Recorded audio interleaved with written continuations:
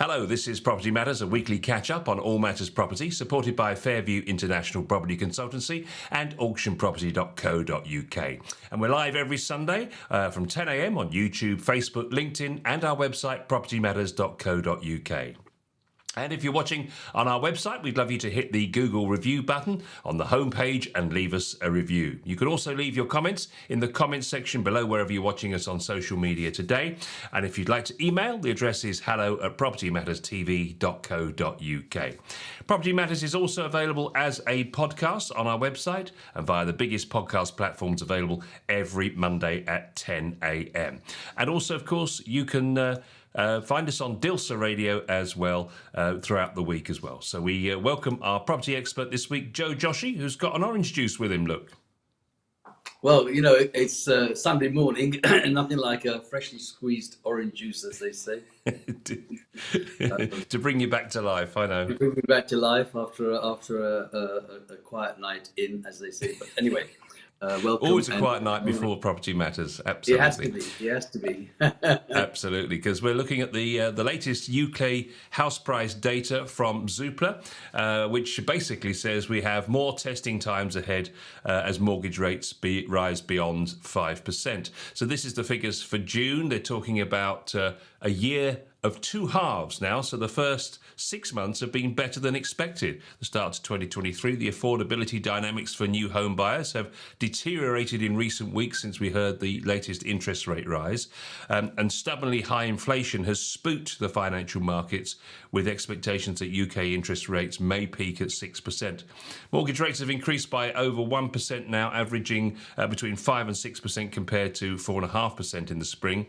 Zoopla's view remains, Joe, that 5% mortgage rates represent a tipping point beyond which house prices will post annual price falls with below average sales volumes. This report explores the very latest trends and concludes that we are still on track for price falls of up to 5% in 2023, which is an interesting one because there are some people out there saying they're going to fall by a lot more. What's your view?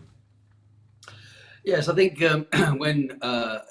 I think the only way I can describe this is that bad news sells better than good news. And so here we are where the interest rate is now at the base rate of 5%, which is a little bit more than I think we were all predicting. But obviously the bank felt that they needed to do that in order to curb this inflation. In terms of house prices falling, or as I would normally call it, a correction, it is a correction at the end of the day. But of course, when you play on words, house prices falling has more of an impact than perhaps a correction does. And you have to remember how it works, really. I mean, when the supply is limited and the demand is good, people will pay more for a property, which is exactly what happened over the last few years when there was a rush on the pandemics at the time, a race for space, all of those things, and good interest rates still meant that people could have. There was no stamp duty to some points, or adjusted stamp duty. So there was a lot of give me's and gifts for people to sort of get on that, and that then elevated the values of properties to a much higher level. Now, of course, interest rates have come to a 5% base, which means that the borrowing has become expensive. With a double-edged sword of all the utilities that have gone up.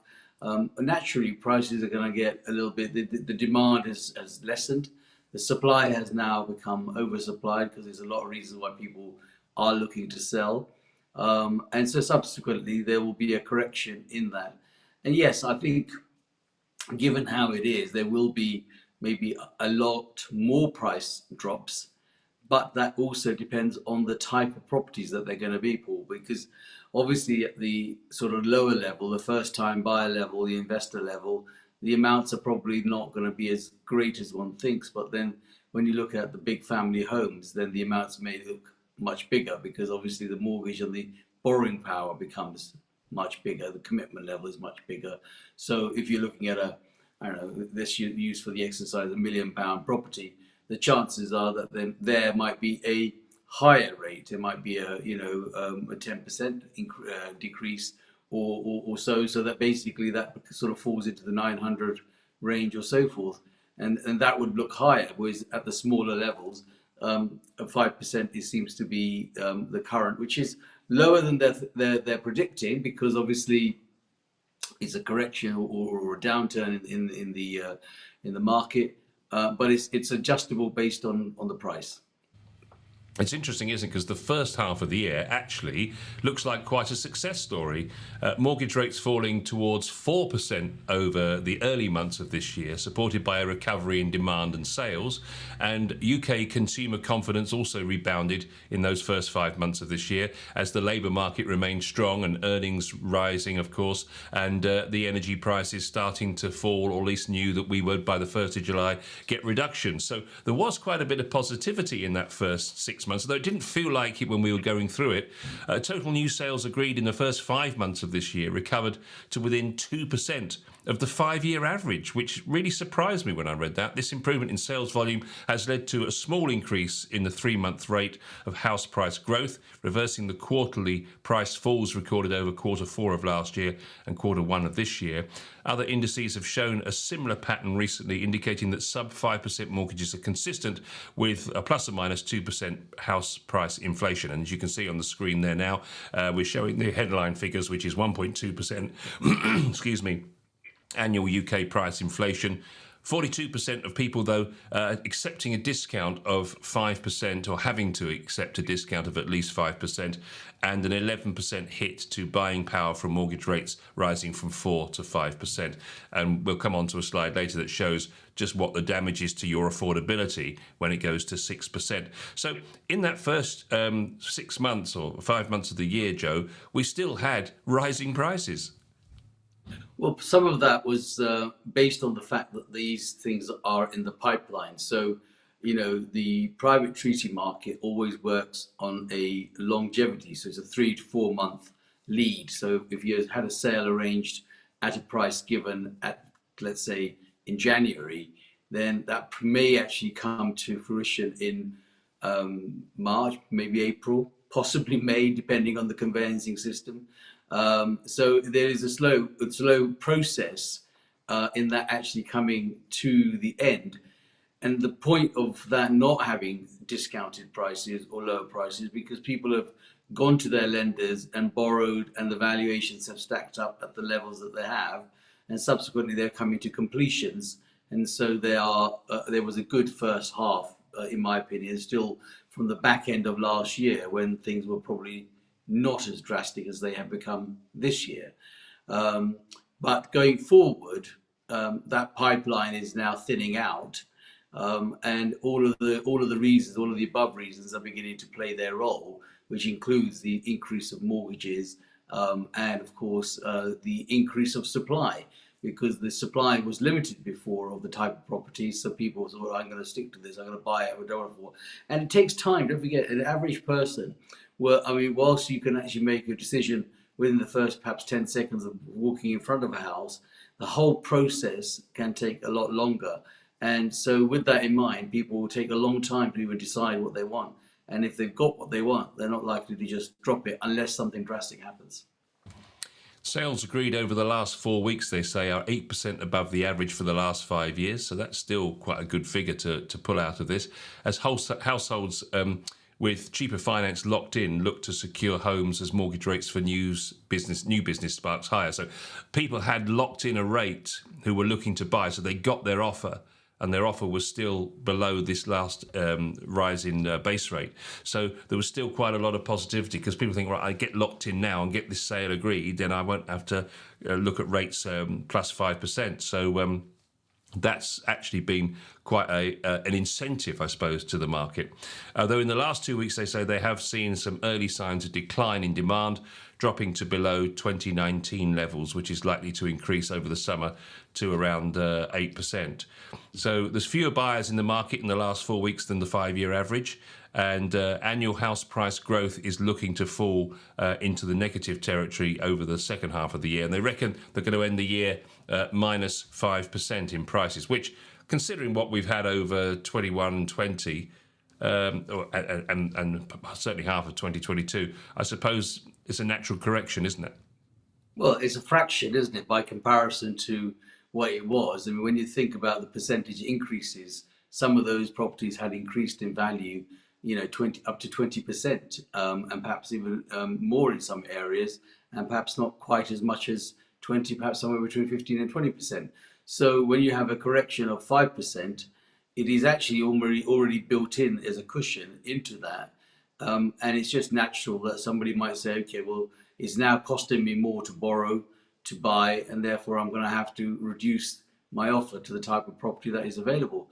That is coupled with the amount of stock that's become available. So, there was a time when our graphs were showing the reverse and showing that, there's not enough houses coming on the market, and now there's, so many more houses that are available on the market. So it is always about supply and demand. Yeah, I was just going to say to you, actually, some of our early programs over 2 years ago, the graph was the other way up. Look at it now. Flow of supply of new homes, 18%. That was always a negative 2 years ago. And demand was always in a positive. Now that's minus 14%. So there's nearly 15% less demand. The sales agreed are still up by 8%. Because people are trying to lock in before this latest rise hits the actual mortgage offers. And the flow of new supply, there's plenty of houses out there, but nobody's interested in buying them. And that's a real reversal of where we've been in the past, which is fascinating. And if you look at the rebound in the sales slow pace of quarterly price falls, so you can see there is the black line on the screen is the year on year. So, and actually I was going to make the point to you, Joe, about this, and I think you've made this point a number of times, but if you look at the last, well, this view goes back to 2006. So we're looking at some sort of 15, something 18 years or something like that. And actually what's interesting here is that apart from 2008, when we had the banking crisis, of course, and then a little dip in 2010/11, prices over that period of time from 2006 to 2023 have largely been in the growth area year on year rather than falling. So it is projected to end the year at around 5%. And you can see literally since the middle of 2022 just how far things have fallen. Yes, I mean this is always been the case, and I mean 2007, a financial crash, actually didn't see. From then till 2014, there wasn't much activity in the marketplace, period. I mean, people just sort of sat on their hands and decided that they weren't going to shift either way, and unless it was one of those where you had no choice and you had to go. But so if you had 100%, maybe 2 or 3% or 4% might have been the ones that were going to go, but the rest of them were just sitting waiting until it was right or wrong for them to move. There was no hurry in that, and everybody was settling in during that period of just negativity in the market, not negative equity as such. And then 2014, 2015, I think was probably the real bounce back year. But 2014, 2015 was the time when things started to, really sort of shoot up, which is probably where our graph is showing that it just went up and up and up. And then, of course, during the pandemic, it was doing okay, and now we're now on a decline. And that decline is not necessarily because there is a huge crisis in the housing market. There is a crisis in the global market that is now beginning to affect the housing market. But as far as homes purchase are concerned, either for investment or as your own steady home to own and occupy, the demand has never let up. There's always a good demand. It's just about how it can work for somebody. And if you stop 10 people on a street, probably 8 would love to buy their own house, because that's the ideal wish that they can have. So that won't change at all. In terms of the dip that we are now facing, I think it is primarily because there are other factors that are now being brought into it. But itself, independently, it's not the housing market. It's the other markets that are now beginning to sort of affect it. Yeah, it's interesting actually. They're saying that the localized house price market does vary quite a lot, and basically there is a clear link between price growth and the actual level of house prices. So in areas where the average price is 350,000, that's where they're going to get the biggest price falls. So when the average price of the house is below 350, then there's not going to be so much of a fall happening, and they may well hold throughout the year. But places like the east of England, southwest, of course, East Midlands, southeast, those areas, prices are going to adjust, and there's going to be discounts. 2 in 5 sellers have accepted 5% or more. 15% have had to accept 10% discounts on the asking price as of June. Today's buyers, of course, driving a harder bargain on agreed pricing. Sellers are having to accept lower offers that on average are 3.8% below the original asking price. That's from data from a business company called HomeTrack. So clearly, there are bargains to be had, Joe, but you've got to look in areas where there's really great value in the average asking price. Average value, rather.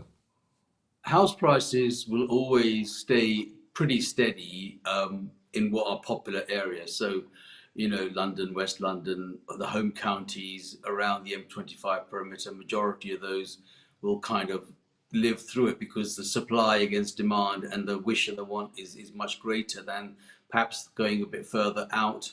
And therefore, there are lesser buyers for that choice. So if you're talking about East Anglia, for argument's sake, just to think, the number of people that are actually needing to go out as far as East Anglia may be a different mover. They may be more of a social mover because they've decided they want to be close to family, or they want to be, near a school that the kids might go, or just generally downsizing and getting more value for money, getting a bigger property, etc. So that's why those will have the longer and the bigger dips in them, because the demand there is not as high as the supply. The supply is quite oversupplied, and as a demand, it won't be as much as there would be perhaps in West London, and the home counties, all of the home counties, be it sort of Kent, Essex, Sussex, West Sussex, Berkshire, Buckinghamshire, Surrey. All of those are primarily going to be okay in terms of where that demand will be. But there will be obviously negotiations done and prices adjusted, but I just don't think they will be as drastic as they would be in some of the other areas. So we've seen those figures, 2 in 5 having to take 5%, 15% having to take 10% off. So what would be your strategy then, Joe? Because, if you went into the market with a realistic price, you're thinking, I need to move my property fairly quickly. If you went in with a really competitive price that you knew was 5 or 10% below what the market was, and you weren't going to take any offers, do you think that would be a wise strategy, or do you think you should still overprice because people will feel that they've got themselves a bargain? I think it really matters not at what price you go in and what your strategy is, because it is human nature that even if you go in at a realistic price to some extent, somebody's always going to have a feel-good factor of saying, I want to make that offer, maybe even if it's only a 5,000 or a couple of £1,000. It's just part of the negotiations that you do, unless of course it's been so correctly priced that there are several buyers for that same property. And if that's the case, then it will talk itself up to a value that it is worth, because a home is only worth what somebody's prepared to pay for it. So in some extent, it's a horses for courses situation for where the value would be and how that value will be achieved. But in some cases, where the bigger properties are, obviously, because the gains are bigger, the sellers may not want to feel that they want to reduce them.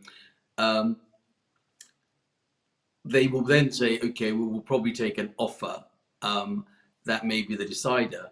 The other thing that really does issue problems for everybody in terms of valuation is not so much what the valuer says, i.e. what someone like me would say, this is what it's worth, here's the evidence, here's etc. It's about saving face within your neighborhood. So you might turn around and say, well, actually, I've got a house that's worth £350,000. The house down the road sold for £375,000. I want to put it on the market at 375 or 380 at least, so that I'm within the same ballpark. However, you might find that a buyer comes along and says, well, yes, that was this condition, that was the circumstances. In view of what we've got, I want to offer you X. And they probably know in their mind that that's where it's got to be. But in terms of asking price and marketing, they may feel that they want to be at least in the same starting blocks as the others, so that they've got a chance to negotiate. That then may give a buyer a feel-good factor that they managed to beat them down to the level that they think it's worth, and the seller probably already knew that that's probably where it was going to be. So that's just the part of the process. But there isn't really the right strategy. There is a strategy for each home depending on its circumstances and, of course, the seller's circumstances as to why they need to sell at that particular time. But for me to say to you on a carte blanche basis, this is what I would do, it would be very wrong, because every home behind that front door lies a different home, and you just don't know that until you actually get through it and say, okay, this is what it's going to be. Yes, the exterior might be a 3-bed semi with an own drive and etc., but it's what somebody may have put inside and made the effort to that may actually make the difference in what that price may be. So it's very difficult to say to anybody or guide anybody and say, look, this is what we're going to do, this is what it's going to be. It's definitely very much horses for courses. 1 in 6 sellers have had to take a discount of more than 10%, and on the screen now we've got a graph that goes from January of 2018 to June of 2023, and you can see really, Joe, the period where it changed from a seller's market to a buyer's market, and that would have been March 22 to August 22. So the summer of 2022, you can see that that's when the discounts really started to kick in, and they ramped across, particularly through the mini budget month of October. They ramped dramatically, those discounts. You can see that on the screen there, and they're saying that that's obviously having an effect on the affordability. And if we look at that here, so if you're looking to buy a price, if you can get a mortgage of £195,000 and that's at 4%, you can then compare that. If the same rate goes to 5%, your 195 becomes 174,400. So basically, you get 11% less for your money. And then furthermore, on top of that, if you go to 6%, which they're rumouring, of course, that drops 19% off of your affordability and brings you down to 157,000, which, of course, is interesting because people are finding that they can afford less, but the price is still going up, means, of course, the gap is getting bigger. But they're saying that actually they don't think that it will make prices necessarily go dramatically into reverse. What's actually happening is it's just slowing the price rise, which is an interesting factor. Yes, I mean, the cost of living and the cost of borrowing obviously is going to have a dramatic effect on the kind of offer any buyer is going to be able to make on a property given at that. So, it is a tricky part, but this is where skillful negotiation are done by people that have the expertise and the knowledge to be able to say to the seller, look, this is where you are with this. We do have a buyer who wants to buy it. Obviously, the cost of borrowing has gone up. This is the level. So, but visually, not everybody wants to throw their prices down. But at the negotiation point, they are having to be a bit more realistic about what they're going to get. So, yes, with the cost of living and the 6%, we're going to get a higher amount of discount.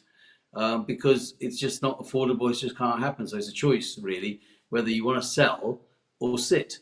I mean, I've had discussions with clients over the last week or so where they have got and they want to sell, but in all honesty, they would now, by the time they've paid all their costs out, they would be not in a positive light, even though they really want to get out because they're not earning enough money on the property. So these are perhaps something like buy-to-let properties or properties that they've kept on and thinking, oh, well, I'll make something on it.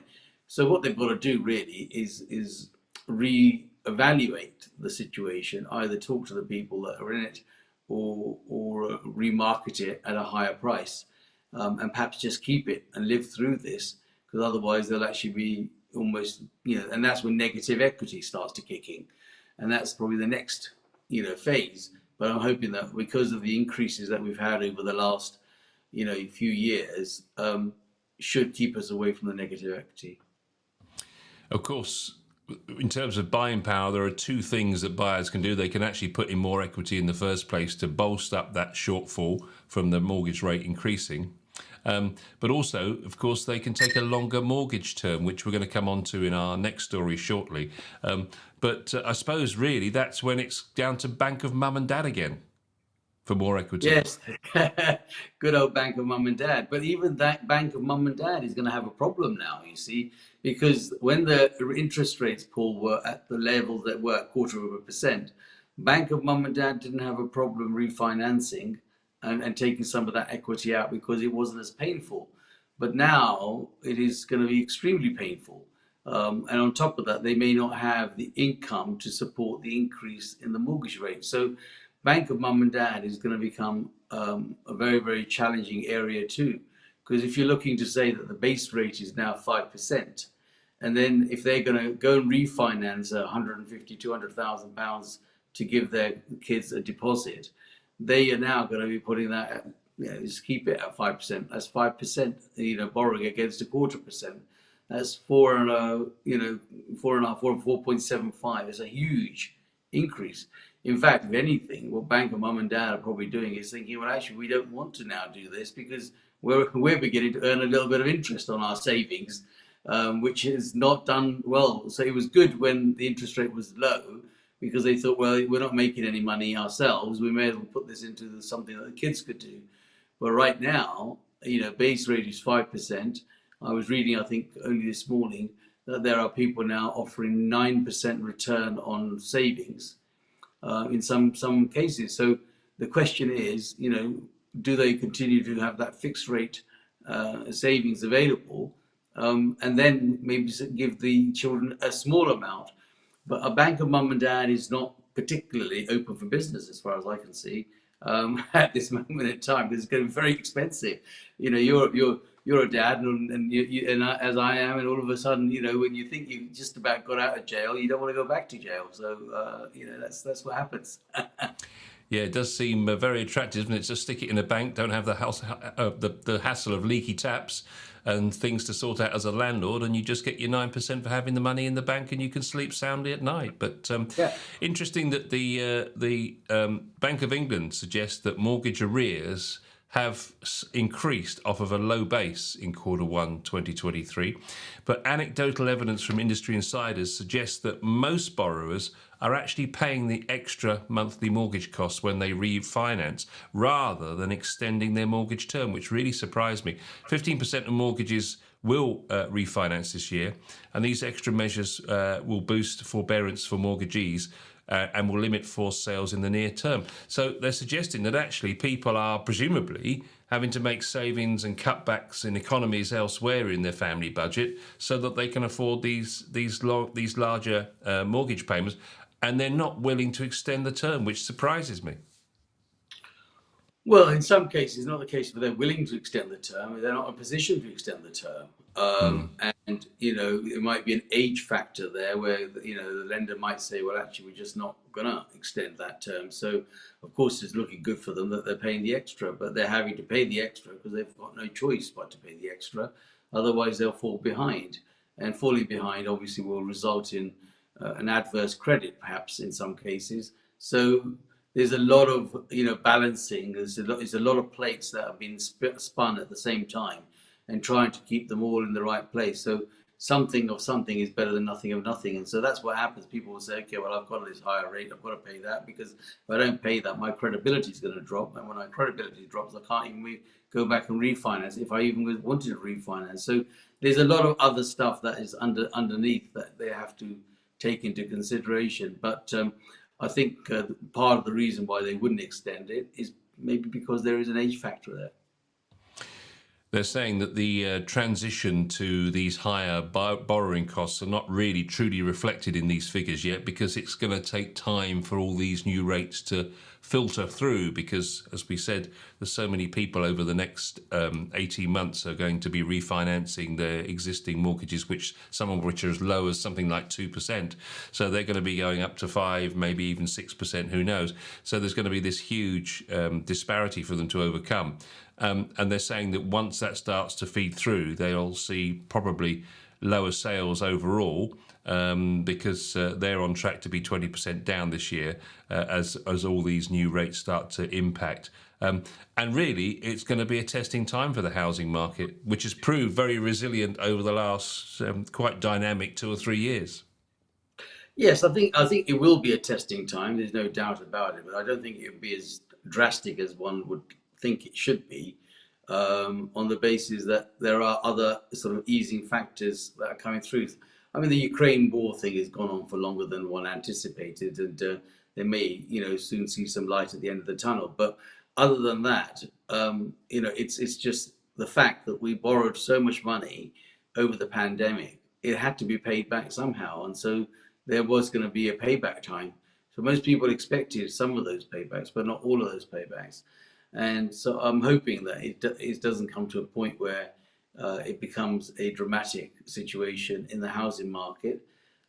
However, there will be people that will sit on the fence waiting for exactly that to happen.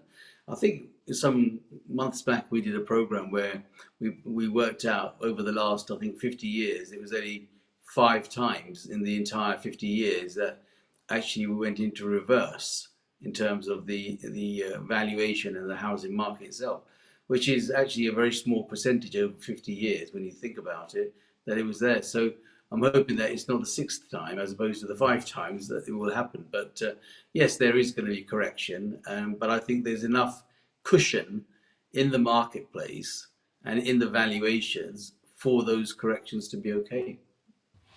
You think back to the days of like the 90s through to the mid noughties, and you think about the 95%, 100% lending that was going on at the time, and they make the point that because the lending has been revised and the rules have been toughened, if you want to call it that, there is quite a large equity buffer that people have to absorb any falls in the market that we're talking about. And therefore, this time round, unlike back in the 90s and the early noughties, the whole principle of negative equity isn't going to be such a spectre as it was in previous situations.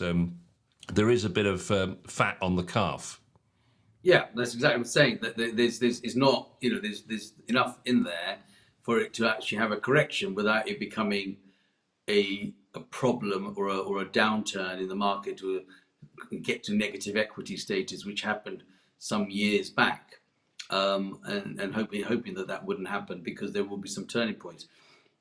Look, I think that the government will have, and the bank will intervene. They've got to go through this small phase. We are coming up for a general election in 24 sometime, and they will want to make this, and this is why we're going through the pain now to a large extent, so that there will be some sort of gain and some sort of revival within who comes in and runs it. It doesn't really matter who runs it. The pot of money is the same amount. It's just how they actually divide it and use it, and to whom and to what reason that they would be using that. So I don't think there's going to be a huge, or at least I'm hoping that there's not going to be a dramatic thing. But yes, anything between 5 and 10% in negotiating a revised price is probably not out of the realms. They conclude by saying, Joe, that household budgets are being squeezed on all sides, and we look set for a prolonged period of low nominal house price growth, which will result in a steady realignment of house prices and household incomes over the next 3 to 5 years. And I suppose that's the last point on this. This is going to take some time to play out. Yes, it is. It's not going to happen overnight, and it's going to be probably another, well, I would think at least another year before we start to see. I mean, I anticipate the next couple of years as a bumpy time, in order to make sure that we get back to some sort of normality. If you go back to that graph we showed you from 2006 to now, there is always going to be some bumps in that situation, where you show that that graph there. You can see, but look at how much of it was above the line against what is actually below the line. Absolutely, yeah. And if you take that on board and say, okay, we're now beginning to sort of dip a bit below the line, but I'm hoping that will curve very quickly back up the line rather than continue to be below the line for a longer period. It may be there for a year, 18 months maximum, maybe two. You can see, actually, if you look at that graph from sort of like the back end of 2019 over 2021, and you compare that across all the area right the way back to December 2006, you can see that actually that was an unprecedented period, 19 to 22. That was an unprecedented period. And you can see before 2007, when the crash happened, that the prices were similarly over the projection. So it's almost like you see this huge area of growth, and then all of a sudden the market just feels like it needs to correct itself. It's almost like it's a pattern repeating. Yeah, and that's what I'm saying. That even though it's a pattern repeating, it's repeating because of some things that are not within. Now, if there's no issue with utility costs that came dramatically. I mean, I've had so many conversations, Paul, recently where people have been absolutely floored, I would say, when they've actually looked at their gas and electric costs, even though today or recently, or I think as much as yesterday, people are beginning to say, oh, look at this, we've got the new line of how much it's going to be, £2,000, £2,000, £2,500 a year. It was 4,000, it was 6,000. But that dramatic cost rise has actually worried the people more than perhaps the mortgage rate rise. However, it has not been as marketed in the marketplace. It has not been sold as a negativity. It's just sat there. And I was speaking to somebody very recently, and they said, look, the mortgage rate, because when the mortgage rate gets up there, I think I was at Russell Quirk, and last week's quote suggested that it's the wording and the headlines that says to them, things are dramatically going for this, and it's bad for this. But what they've not done is actually pointed out the fact that the utility companies, the petrol companies, and all those others, what amount of profit that they're making, and how well they are. Yet they're not getting anything as dramatic in the marketplace and the media as perhaps the mortgages are. But the real problem has been not so much the mortgage rates. I think people were always in their minds built and ready and prepared for that to happen because they knew it was unbelievably low. But nobody had bargained for the amount of increase that they've had through that. You and I know, and I'm sure many people that are listening or viewing this will look at their bank statements going back a few years and found that for the last 10 years, hardly their direct debits had changed dramatically. They might have the odd £5 or £10, £15 difference. But all of a sudden, people are going from 200 to 500 to 600. And that's what's really the cause in this. That's where the real issue lies. And so that's why I'm confident that the house prices will probably sustain themselves through once the easing of these utilities starts to happen again, and we will find it to be okay. But it's certainly, not as dramatic as one would like to think. But I think the media is giving it a lot of hype by saying, look at it, it's going to be bad, it's going to be bad. But then that's what the media are good at doing. Got time to squeeze in one more story today. We spent quite a lot of time on that because it's fascinating what's coming out in terms of the data. This is the government are considering, we have mentioned this before, but we haven't really taken it in any detail. The government is considering plans to offer homeowners longer mortgages, including 50-year deals that can be passed between generations in a bid to stimulate housing demand and help more people gain a foot on the housing ladder. This is like the Japanese-style longer lending agreements, which they have there. Could see people being able to buy a home with little or no expectation of ever completing the mortgage repayments during their lifetime. Instead, the property and outstanding debt would be passed to their children. Longer loan durations would allow home buyers to pay more for properties because they would have a lower monthly requirement. And whilst the housing market is slowing, the government is keen to boost, they say, demand, and is also considering 30-year fixed rate home loans, mortgages worth almost 100% of the property, and also ways of blending renting and owning into property. Some of those sound good, some of them I'm not so sure. I suppose at the end of the day, you've got to do something to solve the problem of affordability. Well, the question is, will it solve the problem of affordability, or would it add a problem of affordability? So it's good that we have a 25, 30, maybe up to 35-year loan term. There has to be some level of target in one's mind to think, well, I actually would like to either clear that or reduce my mortgage and reduce the income and gain equity in my property, have a valuation higher than what I paid for it, and so forth. That's my win. So the win is the capital gain, the capital value on it, as opposed to having the loan that is going to continue to be there for a period of 50 years and then passing it on. Now that loan again, whereas now if we take the current situation into mind, you'll find that somebody could have a interest only mortgage, or they might have a repayment mortgage. It might be that the next 5 years, the opportunity comes for them to change that and maybe reduce it into a new rate, a new fixed rate, which may be saving money for another 5 years.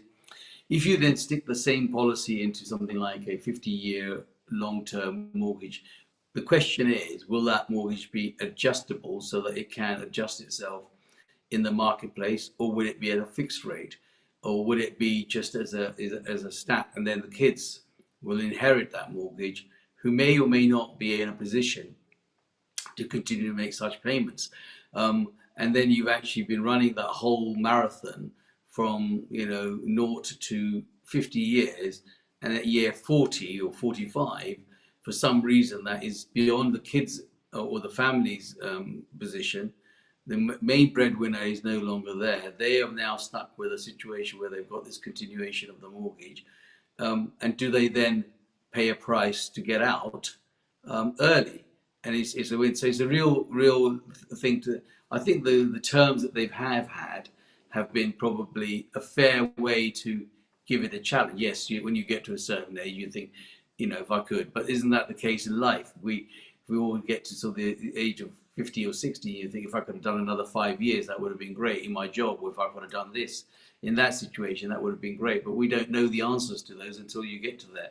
So I'm not totally convinced of the long 50-year plan, but I think what would be helpful is that the way they calculate affordability should be reviewed, and it may be that there is some sort of side contingency in the mortgage that they offer, where they might say, well, look, we would give you this at this rate, but because of your affordability, we need to up the rate a bit now, but that rate is going to be almost like a savings rate as opposed to a mortgage rate, so that if times have become difficult at a later stage, you would have that as your fallback to cover some of that backlog. So there's got to be another way to make it more encouraging. So I don't think people have a huge, if somebody could afford to buy a property and get a mortgage and find that there was a way to say it's 5% for argument's sake, and they were actually paying 6%, but that 1% was actually being just not part of the mortgage deal, it was just part of a savings deal as a side thing, allowing them to think, well, if in time the rates go up or go down, I have that money sitting there that is going to cushion me through the difficult times. And the bank says, well, okay, they're paid a bit more through the nose in the early stages, but we know that that money is sitting there and we're in control of that. And if we need to then move that around, it shows that that person has been able to afford it. And if they need to then extend it at that point, that extension becomes a lot easier, doesn't it? Because that they've been able to manage that situation. But to be locked into a long-term mortgage of 50 years, which is then going to go on to perhaps the kids, is probably questionable, because it may take quite a bit of money out of the growth of the property. Well, there's one big problem I can see with it, and that is just after retirement for the person who bought the property in the first place, the parent.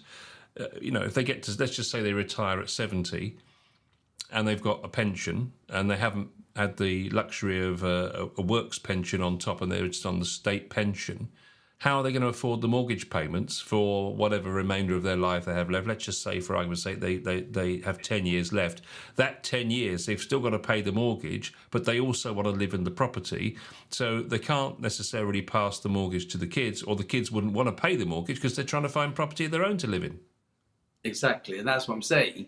So if you took on the concept that I've just put forward, that there was a level of money sitting there, even at that point, that should have had, if you've done a 25-year or a 30-year mortgage, and for that 30 years you've been paying an extra 1% throughout your time, which has actually been the cushion, it's been the money that you sit on the side, then that time that you've left over and you decide that you need to stretch it over another 10 years, has that fallback scenario. Whereas if you left it to the kids or to any member of the family or the person that was a breadwinner and that is now retired and not in a position to pay that money, then that, it's a bit like having some sort of a savings plan alongside your mortgage plan, but not paying the mortgage. It's just there sitting as your cushion, which is not a bad thing for any lender, because they're going to be sitting on a lot of money that belongs to their client, which they will have to be able to invest and do other things with, perhaps even lend more money out based on that, but give some sort of assurance for both the borrower and also the lender that that money does exist and it does sit there. There isn't a lot of support for this from the mortgage market. One financial advisor says that the government's coming at this from the wrong angle. It's not the mortgage market that's preventing people from buying properties. It's the cost of property in relation to people's earnings. And if they were building more houses in the first place, then there would be more stock on the market for people to buy, and prices wouldn't be rising because of scarcity. So there is some sense in that too. The problem with all of this, Paul, but building more houses, cost of buildings gone up. That's never going to be the winning formula. There's not enough land in the country. The government really, all of the successive governments don't have, a plan to get out of these situations. And forever, I've done this for 40 plus years. We've had colleagues on here that have done all this. It's never changed. It's never going to be that we're ever going to build enough houses to do that.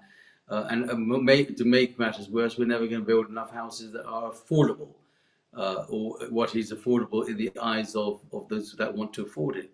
So I think they've got to sort of just wake up and say that we know that that's not going to happen. It's a good marketing point. We're going to build more houses. We're going to build more houses, but we're limited to the space unless they want to sort of lose and eradicate some of the green belt that they're protecting so vigorously. That is not going to happen in a heartbeat.